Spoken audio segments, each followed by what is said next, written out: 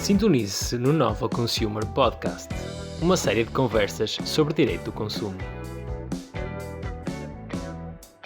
Olá, muito bem-vindos ao Nova Consumer Podcast. Hoje realizamos a 10ª entrevista da 3ª temporada do nosso podcast, na qual continuamos a discutir temas de consumo e direito do consumo com convidados das mais diversas áreas, quinzenalmente à segunda-feira.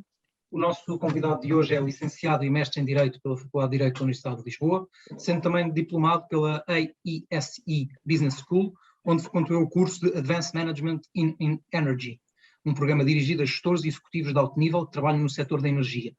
Entre outra experiência relevante nas mais variadas áreas do direito público, exerce prática especializada no setor da energia, assessorando entidades públicas e privadas na estruturação e desenvolvimento de projetos e operações nesta área, com particular enfoque nas energias renováveis. Atualmente é sócio do Departamento de Direito Público da Cervelo e Associados, coliderando ainda a equipa de projetos da sociedade, na sociedade essa onde se encontra desde 2004. Marco Cárpico, muito bem-vindo. Boa tarde, obrigado por esta oportunidade. O gosto é todo nosso. O meu nome é Guilherme Oliveira Costa, investigador do Nova Consumer Lab, e farei esta entrevista com Leonor Gamboa Machado, igualmente investigadora no Nova Consumer Lab. Muito bem, vamos a isso. Pronto, já sabem que podem seguir-nos no LinkedIn, Instagram e Facebook, bem como enviar-nos dúvidas ou sugestões para o nosso e-mail novaconsumerlab@novalaw.nl.pt. Antes de mais, Mark Kirkby, muito obrigada por ter aceito o nosso convite. Estamos certos que será uma conversa muito prazerosa para nós e do maior interesse para todos os nossos ouvintes. Vamos lá ver. Vamos começar por uma rubrica do nosso programa em que colocamos questões aos nossos convidados para uma resposta rápida. A nossa primeira pergunta é: como advogado, qual é a pergunta que os seus familiares e amigos lhe fazem com mais frequência e que está fora da sua área de prática? Os meus familiares e amigos devem achar que eu não sou advogado. São sempre perguntas ou que têm a ver com um vizinho que querem tramar, ou que está a tramar, ou com heranças, ou com coisas. Eu já expliquei várias vezes que sou um advogado de outro tipo, direito administrativo, que é uma coisa que para eles é chinês, e portanto eu acho que ainda há gente que desconfia que se eu verdadeiramente sou advogado ou se outra coisa qualquer. E eu acredito que sim, porque eu acho que isso é uma coisa que começa no início da nossa carreira e se calhar nunca acaba. Quando somos advogados de tudo. Idealmente o que prefere, carro elétrico ou carro com gasóleo, gasolina? Eu até agora sempre tive carros a gasóleo e gosto muito, mas já percebi que vou ter que começar a despedir-me, é o que faz sentido, mas por enquanto ainda tenho um carro a diesel. E imaginando que não é advogado, qual é que era a carreira de sonho do Marco quando estava no ensino primário? Eu quando andava no ensino primário queria ser arqueólogo, tinha assim uma ideia de que ia ser um caçador de tesouros ou então ter uma loja de antiguidades, tinha essa mania. Isso é engraçadíssimo, porque eu também queria ter sido, eu também pensei em arqueólogo quando tinha pai 6 anos, até que os meus pais me disseram que eu não ia receber muito, portanto depois... Pois, eu vi o Indiana Jones e vi uma série na televisão que era o Lovejoy, que era um tipo que andava pelo campo inglês à procura de antiguidades e ganhava um dinheirão, mas depois percebi que isso não ia acontecer e pronto, se calhar é por isso que sou advogado. Muito bem. E qual é que é o seu artigo preferido de todo o ordenamento jurídico português? Eu diria o artigo 13 da Constituição, o princípio da igualdade. Uma boa escolha. Trabalhar no escritório ou trabalho remoto? Eu estive sempre a trabalhar no escritório. Trabalhar em casa é uma coisa que não vai comigo. Gosto de fazer a separação. Portanto, mesmo no lockdown, secretamente vinha trabalhar para o meu gabinete. Muito bem. E alguma vez utilizou o livro de reclamações? Já utilizei, não sou muito de reclamar, se calhar devia reclamar mais, mas sim, já utilizei. Normalmente em restaurantes por atraso, coisas do género. Das duas uma, energia solar ou hidrogênio verde?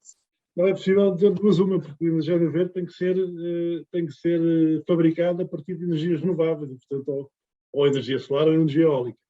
E, portanto, como uma não vai sem a outra, não há resposta possível. Já ponderou ser um autoconsumidor de energia renovável? Vou ser. Eu estou a construir um pequeno projeto agrícola no Algarve, e uma das primeiras coisas que defini no projeto é que vai haver energia solar renovável a apoiar o projeto. Parece-me uma ótima ideia. E se fosse legislador por um só dia e lhe dessem a certeza da sua aprovação, que norma criaria? Não me preparei para esta, mas talvez que a semana de trabalho tivesse só 2 dias, 3 no máximo, vá. Acho que seria muito uma excelente medida que todos nós gostaríamos muito. A sexta-feira, pelo menos, ficava já de fora do calendário semanal. Muito obrigado, Marco. Passamos agora à segunda parte do programa, com um pouco mais de tempo para aprofundar as questões e indo ao encontro do tema principal da nossa entrevista de hoje, está relacionado com o autoconsumo de energia renovável. Temos noção de que uma boa parte do trabalho desenvolvido pelo Marco enquanto sócio público na Servo tem assentado no direito da energia, e esta é uma área com um grande relevo para os consumidores. Neste sentido, gostávamos de focar a presente conversa no âmbito do recém-publicado Decreto-Lei número 15/2022, de 14 de janeiro, que estabelece a organização e funcionamento do Sistema Elétrico Nacional e, dentro deste, na questão concreta do autoconsumo de energia elétrica renovável. Começando, e o primeiro conjunto de perguntas que punha é relativamente a este novo regime jurídico, considerado como um todo, quais é que são as principais novidades que ele consagra, quais as novidades específicas do autoconsumo e quais é que são as perspectivas quanto à implementação deste novo regime jurídico. São aqui algumas perguntas para dar um bocadinho o pontapé de saída.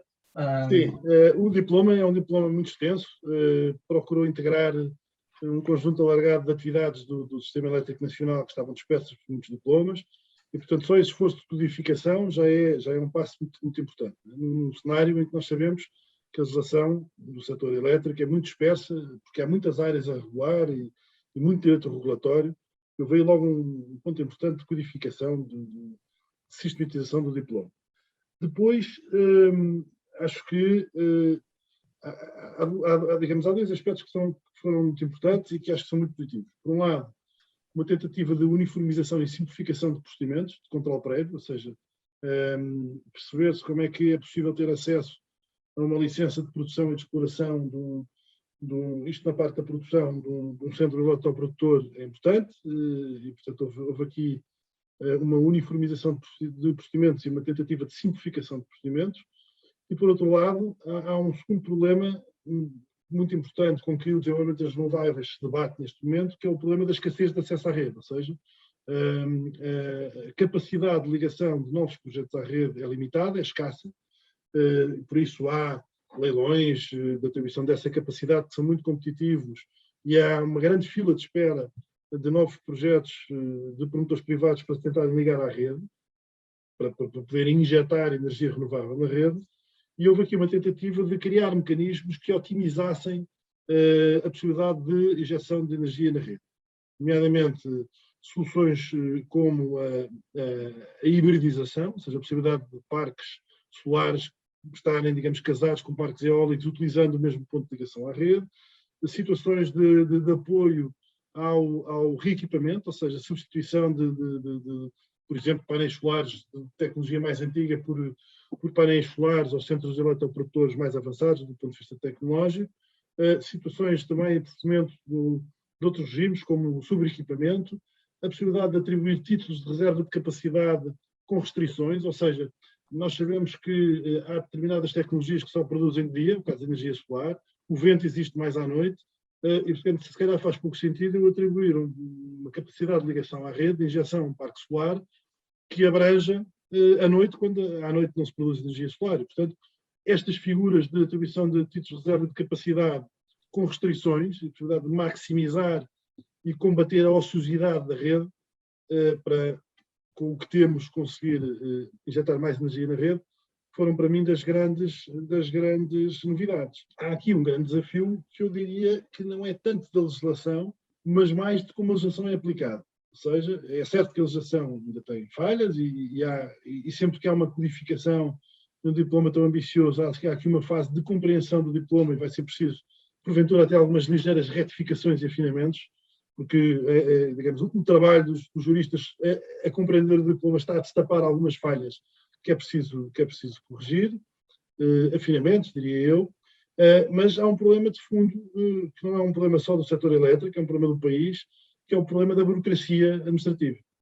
Então, nós temos um diploma muito exigente que tem que ser posto em prática com procedimentos de controle prévio, quer do setor elétrico, quer depois dos procedimentos ambientais, do licenciamento ambiental e tudo o que isso envolve, que são procedimentos complexos, que estão nas mãos de autoridades, que muitas vezes cada uma pensa da perspectiva dos interesses públicos que têm o seu cargo, mas sem grande colaboração e sem grande tentativa de articulação. São entidades muitas vezes subcapacitadas para as tarefas que têm em mãos, Nós sabemos que, por exemplo, a Direção-Geral de Energia e Geologia, a DGEC, a entidade licenciadora de projetos renováveis, é uma direção-geral, portanto, nem sequer é um instituto público, quanto mais uma empresa pública. São entidades que têm todas as restrições à contratação de pessoal que nós sabemos que tem uma entidade da administração direta do Estado, que gerem e da qual depende, por um lado, a competição de investimentos de milhões, de muitos milhões de euros, com pouca massa crítica para a apreciação dos projetos e pouca capacidade até quantitativa.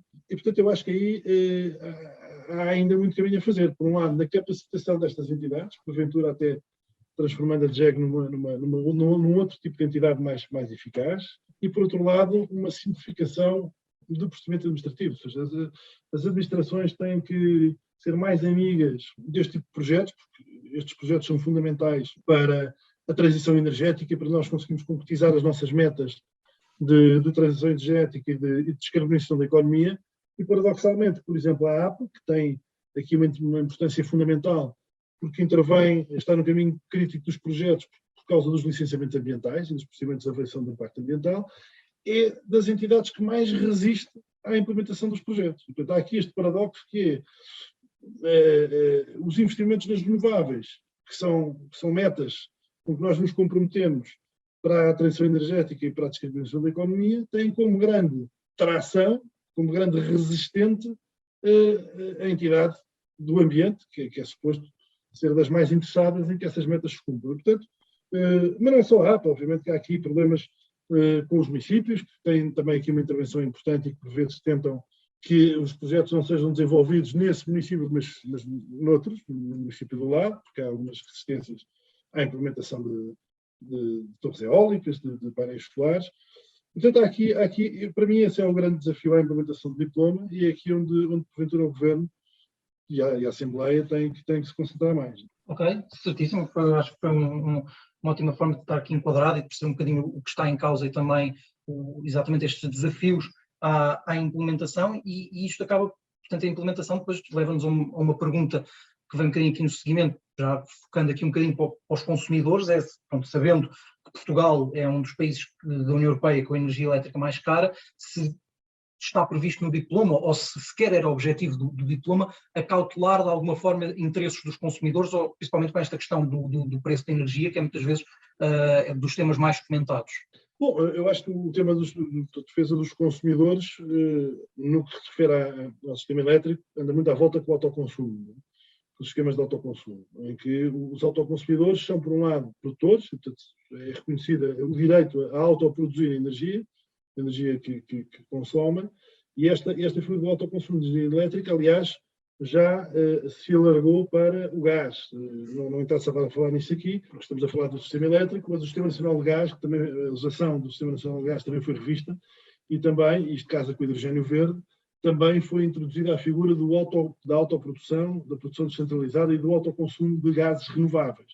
Portanto, eu hoje em dia posso ter painéis solares ou torres eólicas, mas sobretudo painéis solares, é a tecnologia mais próxima do autoconsumidor individual, digamos assim, a abastecerem a minha casa, o meu condomínio, a minha indústria, mas se eu, por exemplo, for uma indústria eletrointensiva, também posso ter um eletrolisador associado a um parque de painéis solares que produz a energia verde, digamos assim, e posso autoproduzir gases renováveis para alimentar o meu consumo de gás, coisa que até agora era impossível, porque, como sabem, hoje em dia a Rede Nacional de Gás é monopolista no fornecimento de gás natural às empresas.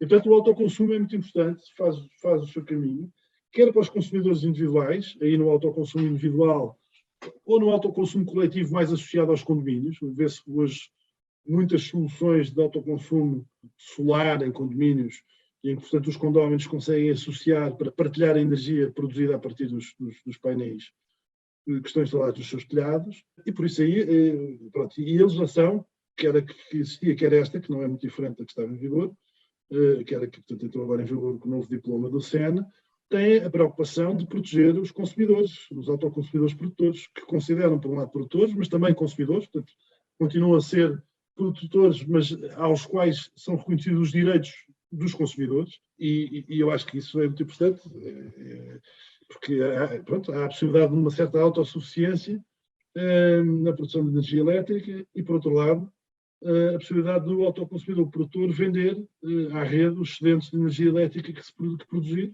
o que pode ser muito interessante. Em algumas situações pode ser muito interessante. Isto vale também para o autoconsumo industrial. Não é? Portanto, eu acho que o maior potencial do autoconsumo é o autoconsumo coletivo nos condomínios, para além dos autoconsumos individuais nas casas das pessoas que têm vivendas e por aí fora, mas também o autoconsumo industrial, e nós temos visto que as grandes indústrias, as grandes empresas industriais do país estão todas elas a optar por sistemas de autoconsumo. Isto leva-nos até aqui, e até antecipando um bocadinho as perguntas que tínhamos preparado, e estava uma pergunta que é saber quais é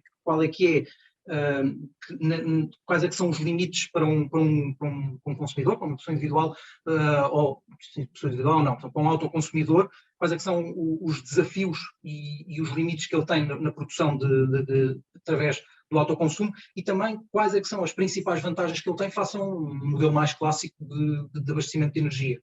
A pergunta é interessante. Bom, as vantagens são evidentes, não é? Por um lado, o autoconsumidor, neste momento, tem garantido a capacidade de injeção na rede. Portanto, o autoconsumidor, para além de consumir, tem uma vantagem face aos comercializadores normais, que é, por enquanto, pelo menos, o facto de ter uma solução de autoconsumo, e se optar por se ligar à rede, pode vender energia à rede sem ter que obter um título de reserva de capacidade. E, portanto, não tem que entrar nesta guerra por capacidade de injeção na rede, por enquanto. A grande vantagem, evidentemente, ter energia de borla, não é? Quer dizer, se for dono do seu ativo, terá energia de borla pelo menos mais barata, porque obviamente tem os custos de manutenção do ativo, dos painéis solares e do sistema que está associado, sendo que tem ali uma autossuficiência e que está a participar no processo de transição energética porque está a consumir energia renovável, o que é importante, e ainda pode ter um rendimento se conseguir ter um excedente para vender à rede. E, portanto, não há limites. Por enquanto, obviamente que quanto maior for o parque solar, se eu tiver muitos painéis, já posso ter um centro eletroprodutor que produza uma determinada potência, que já obriga a procedimentos de controle prévio mais exigentes. Se eu tiver um centro eletroprodutor acima de 1 megawatt pico, já tenho que ter uma licença de produção, enquanto se eu for apenas um pequeno produtor com 30 watts, não tenho sequer de fazer nada, não tenho que fazer uma comunicação para ele.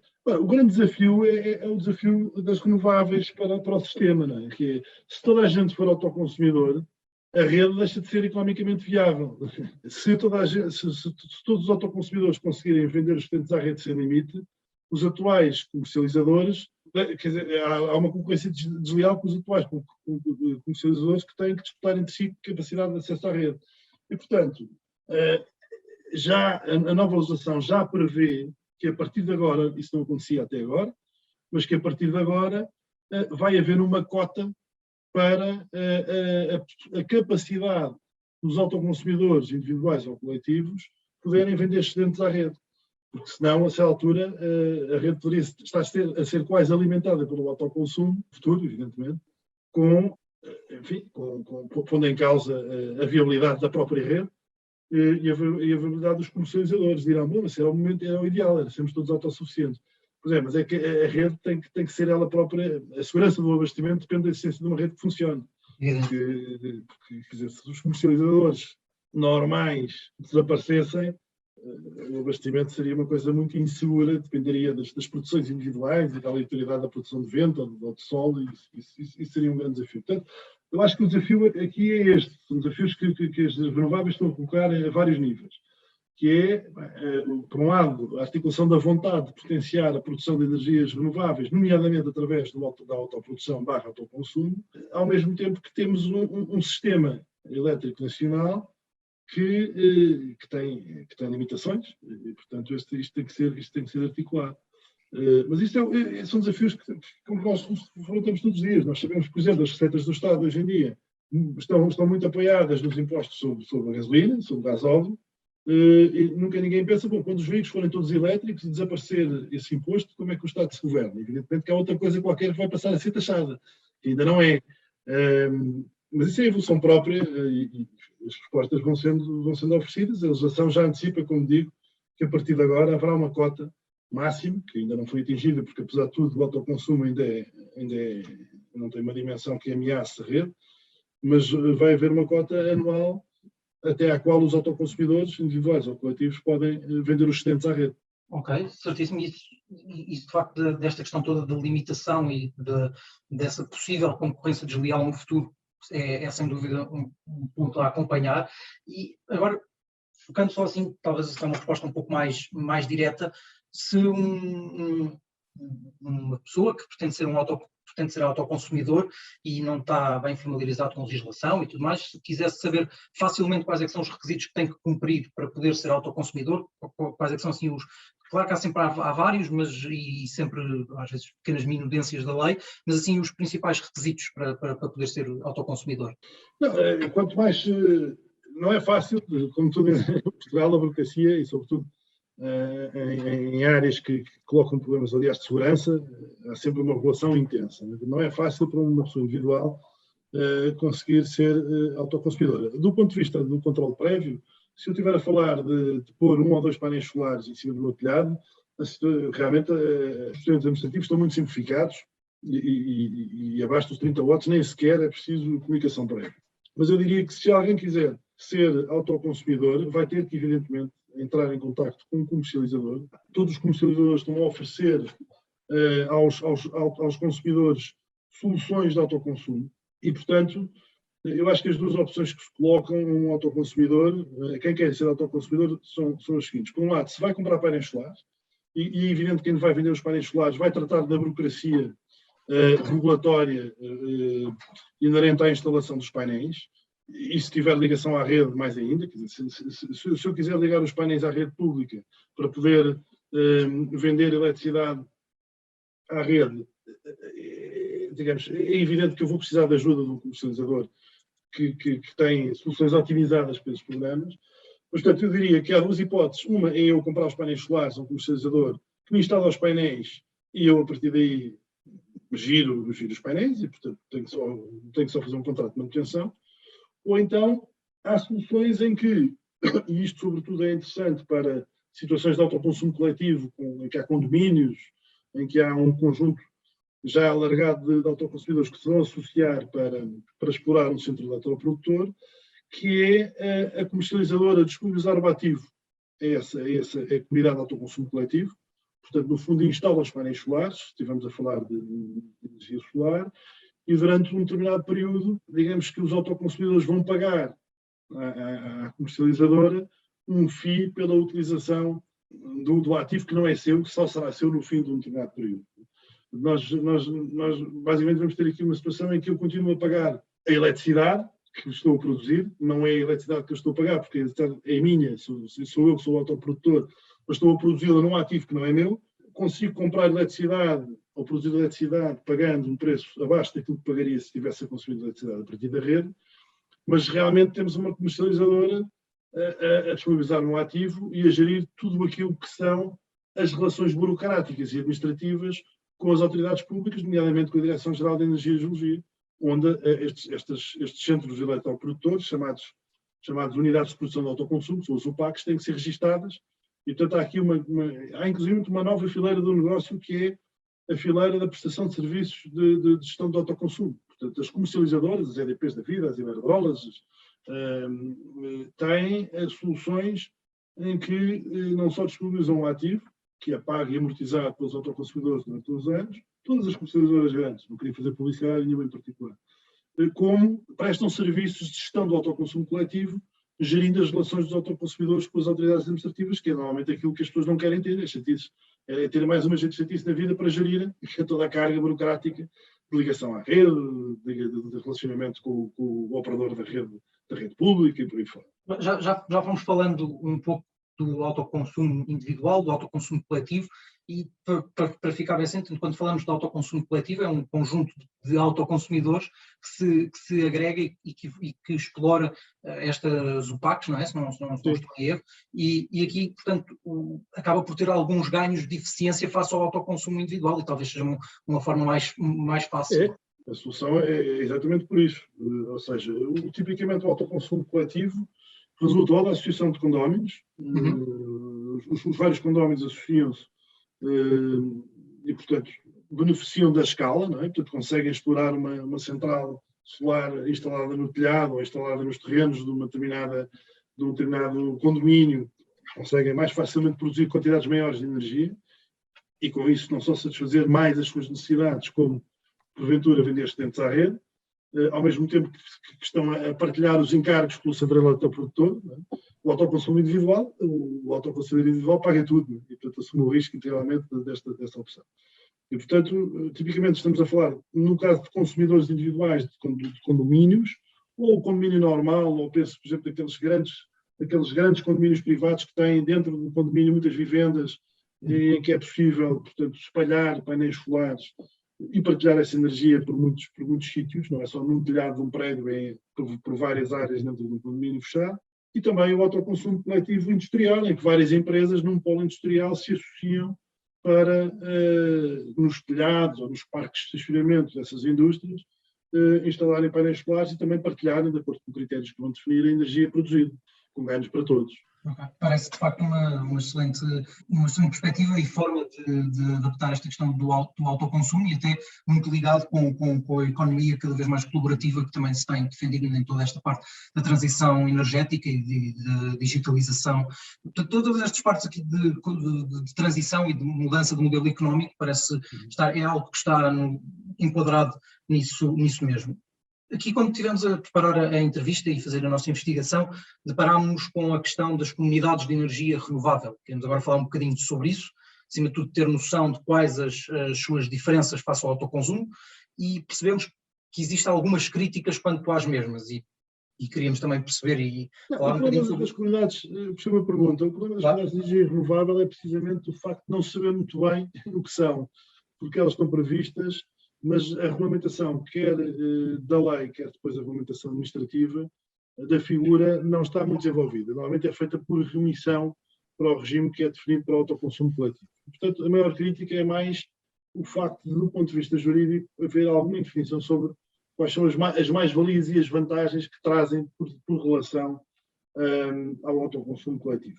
Eu diria que são dois instrumentos para atingir o mesmo objetivo. Portanto, interessa mais perceber qual é o formato jurídico que pode ser mais interessante para cada uma das procuras, para cada uma das comunidades que estamos a falar. Do ponto de vista jurídico, a diferença fundamental é que, enquanto uma comunidade de energia renovável é uma pessoa coletiva jurídica que é criada, portanto, eu tenho que criar uma empresa, ou uma cooperativa, ou uma fundação, uma associação, para gerir a comunidade. Portanto, estamos a falar de uma nova entidade jurídica diferente dos autoconsumidores individuais que surge.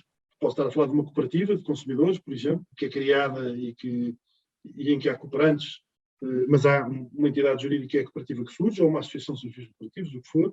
Enquanto os autoconsumidores coletivos não temos uma nova pessoa jurídica, temos um conjunto de pessoas ou de empresas que se associam sem forma jurídica específica para aproveitar os mecanismos do autoconsumo coletivo. Há aqui, portanto, uma certa indefinição ainda. Eu diria que comunidades de energia estão pensadas, porventura, para um cenário em que é preciso um impulso de uma entidade externa, de uma cooperativa, de uma determinada área geográfica, por exemplo, de alguma entidade que vai agregar as vontades dos autoconsumidores individuais, das pessoas singulares, alguém que se apresenta institucionalmente como uma entidade que tem uma solução para oferecer. Nós estamos, por exemplo, no meu escritório, não quero entrar em detalhes, mas a assessorar na construção de comunidades de energia renovável, constituídas por unidades hoteleiras de uma determinada área do país, que querem, nessa zona, que é uma zona de grande turismo e onde há muitos hotéis, os donos desses hotéis, todas as empresas desses hotéis, estão-se a associar para criar uma entidade que vá, em toda essa zona turística, fazer o investimento no autoconsumo de energias renováveis e depois gerir a partilha de energia entre as diversas unidades hoteleiras e, portanto, promovendo aquele destino turístico como um destino que está associado à transição energética e por aí fora. E, portanto, aqui, claramente, estas unidades hoteleiras sentiram a necessidade de, para estruturarem este objetivo, este investimento, criarem uma entidade que vai ser detida por todas, mas para gerir de forma relativamente independente esta solução. Porventura não se revira na situação, apesar de tudo, mais informal do autoconsumo coletivo, em que todos têm que estar sempre de acordo no autoconsumo. Portanto, a grande diferença é que nas comunidades de energia surge uma entidade que vai gerir a solução, nas outras é apenas uma associação entre entidades, pessoas ou empresas, mas o objetivo final é sempre o mesmo, é sempre potenciar soluções de produção de energia descentralizada e energia renovável. Certíssimo, acho que ficou bastante claro e ainda relacionado com este tema, surge-nos a pergunta de tanto com os problemas e com as indefinições que apontaste no início, se aqui, de certa forma, de como é que com este novo regime jurídico do SEN tentou dar resposta a estes problemas, se tentou, se ainda está a caminho para ser feito, como é que... Não, está a caminho para ser feito. Nós, no caso, o novo diploma do SEN, no que se refere ao autoconsumo, inovou muito pouco. Portanto, o que fez principalmente, tirando alguns pormenores, alguns detalhes, foi incorporar no diploma do setor elétrico nacional o conteúdo de um diploma autónomo que existia para o autoconsumo. Portanto, foi pouco mais que isso. Portanto, as críticas que se faziam relativamente à indefinição do regime das comunidades de energia, que é muito menos densificado do que é o regime do autoconsumo coletivo, continuam a fazer sentido, porque o novo diploma não veio, desse ponto de vista, mudar nada. Portanto, não quer dizer que, como disse, o regime não chegue, porque estão a ser constituídas comunidades de energia e a DGEG está, digamos, a permitir a sua constituição. Mas é evidente que, com alguma insegurança jurídica, porque o regime jurídico é pouco densificado. Não é? Portanto, vamos lá um bocadinho às apapadelas, e os advogados aqui têm um papel importante e também têm muito trabalho, precisamente porque o regime está mais indefinido, portanto é preciso mais diálogo, ainda mais diálogo com as autoridades para ir quebrando resistências administrativas que são colocadas e chamando a atenção para aspectos que têm que ser resolvidos na prática e no dia a dia. Isto conduz-nos, então, precisamente à nossa última questão nesta parte da entrevista, que é, e agora voltando ao início, portanto, voltando a alargar para todo o diploma do SEN, se considera que há algum aspecto, em todo ou em parte, que não esteja previsto neste novo regime jurídico e que deveria estar, e em caso afirmativo, qual é que está, e quase que até podemos aqui entrar aqui um bocadinho naquela lógica das perguntas que fizemos inicialmente, que se fosse dado o poder de ser legislador e garantir aqui uma mudança no SEN, o que é que se poderia fazer? Eu no SEN acho que os avanços estão dados. Podia-se efetivamente, por um lado, desenvolver mais o regime das comunidades de energia, para se perceber bem onde é que começam as comunidades de energia e acaba o autoconsumo coletivo, quais são as vantagens recíprocas dos dois instrumentos. Eu acho que o desafio fundamental, mais do que aspectos que não estão regulados, porque o diploma é muito compreensivo e regula todos os segmentos da atividade, desde a produção à comercialização, à distribuição, ao transporte. O desafio agora é mais afinar aquilo que veio um bocadinho com algumas falhas. Não é? Porque, como disse, há algumas situações em que os regimes não são completamente claros. As normas que colocam mais problemas de interpretação estão a ser, digamos, identificadas pelos operadores. Portanto, os operadores têm convergido, os advogados, os produtores, os operadores têm convergido na identificação de quais são os aspectos que têm que ser clarificados, porque há aqui algumas dúvidas interpretativas que podem estar no caminho crítico da segurança de investimentos. Eu acho que o governo vai ser sensível a isso e, como é normal em qualquer grande diploma, ao fim de uns meses de maturação, saem sempre afinamentos e algumas retificações. E, portanto, eu acho que é mais por aí. Como disse desde o início, eu acho que o problema é o que está a mais, não é o que falta. Ou seja, o que está a mais são matéria de procedimentos, sobretudo na área dos licenciamentos ambientais e da intervenção municipal e das CDRs, esta teia de procedimentos administrativos que está no caminho da implementação de um projeto tem que ser simplificada e tem que ser criados instrumentos que promovam a articulação da atuação destas entidades e do diálogo entre estas entidades, porque senão a implementação dos projetos é sempre um calvário. E nós apesar do solar estar na moda, temos uma incorporação de energia solar na rede ainda muito reduzida, portanto parece que de repente há solar a todo lado, mas a verdade é que o peso da energia solar no case mix português de energias renováveis é ainda muito reduzido e, portanto, eu diria que o que há é que pegar nesses procedimentos e simplificá-los e depois também consciencializar as entidades públicas de que a transição energética e a energia verde devem levá-las a pôr de lado algumas resistências burocráticas e a defesa da sua capela, digamos assim, e porventura, como disse também, repensar a DGEG. Ou seja, eu acho que a DGEG pede mais à DGEG do que ela pode dar enquanto direção-geral. A DGEG devia ser claramente transformada ou num instituto público, ou numa agência, ou numa empresa pública, mas não podemos ter projetos de valor de investimento tão elevado e tão sofisticados a estarem a ser, digamos, coordenados do ponto de vista administrativo por uma entidade que tem pouca gente e que tem, digamos, as limitações próprias de um organismo que está dentro da administração direta do Estado. Obrigadíssimo, Marco. Acho que ficou bastante claro estas diferentes questões e acho que conseguimos aqui em pouco tempo passar muita informação de relevo para os consumidores e para o direito do consumo e identificar exatamente o caminho que tem vindo a ser feito e o caminho que falta percorrer. Mas pronto, temos agora ainda aqui uma parte final que conduzirá a Leonor novamente. Obrigada, Guilherme. Foi realmente uma abordagem muito interessante este atualíssimo tema. Obrigada, Marco. E nesse sentido estamos quase a chegar aqui ao fim do nosso episódio, mas antes disso avançamos para 2 questões finais.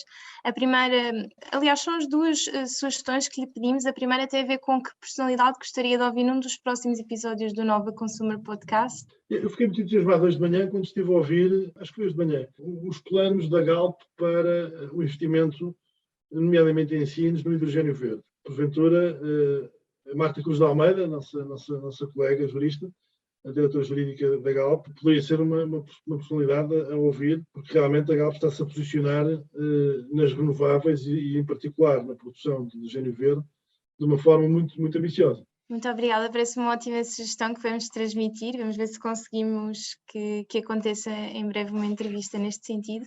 A nossa segunda e última pergunta, ou neste caso solicitação de sugestão, tem a ver com uma vertente mais cultural. Eu não sei se tem algum livro, alguma série ou algum filme que tenha alguma ligação à nossa conversa que nos gostasse de deixar a propósito da matéria que temos vindo aqui a discutir. Talvez, enfim, tem a ver com os problemas mundiais da transição económica e da transição energética, mas talvez o documentário sobre o Bill Gates, que está na Netflix, Inside Bill's Brains, possa ser, é uma coisa muito interessante, porque pensa aos problemas que existem, numa lógica de encontrar soluções radicais, muitas vezes que parecem absolutamente ficção científica, mas que depois a história vai mostrando que são mesmo possíveis de implementar, e com grande preocupação também na área da transição energética. Parece-me uma ótima sugestão. Muito obrigada, Marco. Assim terminamos mais um episódio do Nova Consumer Podcast. Agradecemos mais uma vez ao Marco Kirkby pela disponibilidade. Foi um gosto tê-lo por cá. Eu é que tive imenso gosto de colaborar e desta conversa, foi muito interessante. E já sabem, podem enviar-nos as vossas questões para o e-mail novaconsumerlab@novalaw.unl.pt e seguir-nos nas nossas redes sociais com mais conteúdo direito do consumo. Até um próximo episódio.